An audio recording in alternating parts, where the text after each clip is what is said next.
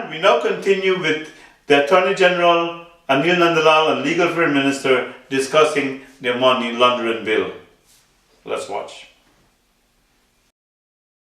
And they are unconcerned about who call who terrorists, etc.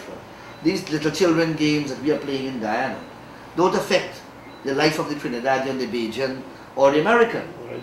So the people were very firm, and they said, look, we are going to recommend that while you are blacklisted in the Caribbean, we are going to recommend that you are blacklisted internationally, the whole world, if you don't get this bill passed.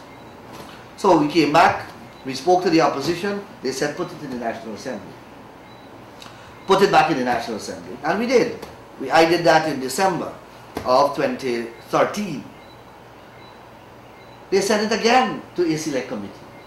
Ramjatan continues on behalf of the AFC to clamor for this procurement commission, and the APNU continue to say that they have amendments to make to the bill.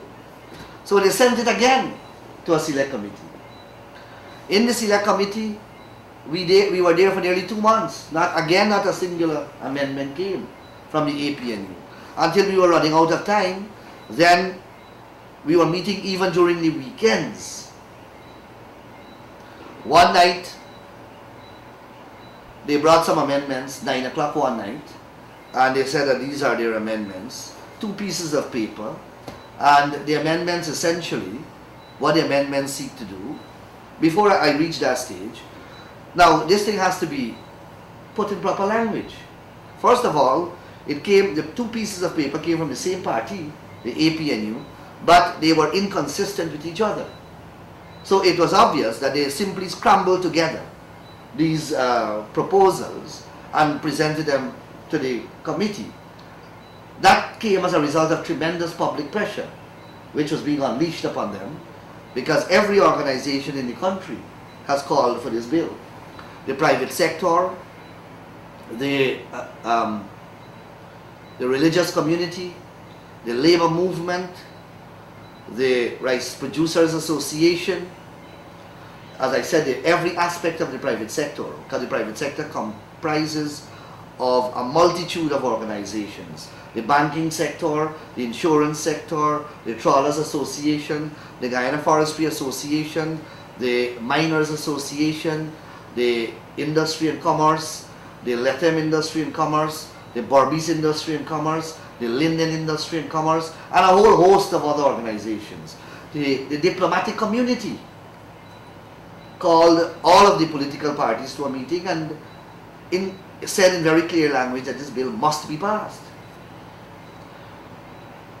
The Organization of American States, OAS, issued a statement saying that the bill must pass. CARICOM issued a statement saying that if this bill is not passed, it will complicate trade within the region. And the people of the region who do business with Guyana will affected. Obviously, the people of Guyana are going to be affected, and the Guyanese economy will be affected. But more importantly, the entire region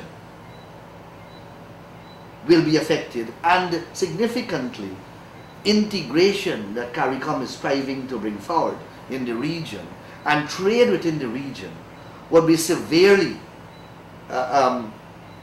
constricted and contracted as a result of Guyana being in this state of delinquency.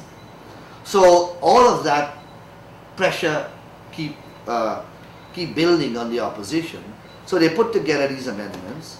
I looked at the amendments. It was passed to the Chief Parliamentary Council as the person who was responsible for drafting them. And the amendments, you know, law drafting or drafting of laws is not a simple exercise. These are new bills. These are new proposals. You have to study them. You have to compare them with the bill that is there. You have to compare them with the Principal Act.